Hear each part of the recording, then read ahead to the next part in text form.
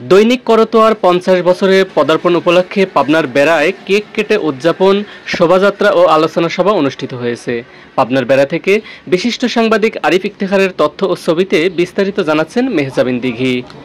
দৈনিক করতোয়ার প্রতিনিধি ও বেড়া প্রেস ক্লাবের সাবেক সাধারণ সম্পাদক মোহাম্মদ আবুল কালাম আজাদের আয়োজনে ১২ আগস্ট ২০২৫ মঙ্গলবার বেড়া প্রেস ক্লাবের অস্থায়ী কার্যালয়ে আলোচনা সভা অনুষ্ঠিত হয়।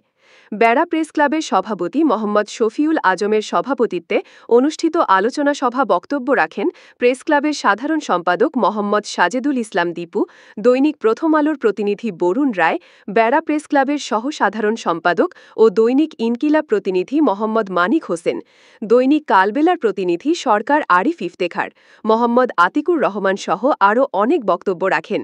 অনুষ্ঠান সঞ্চালনা করেন দৈনিক করতোয়ার প্রতিনিধি সহকারী অধ্যাপক ও বেড়া প্রেস ক্লাবের সাবেক সাধারণ সম্পাদক মোহাম্মদ আবুল কালাম আজাদ।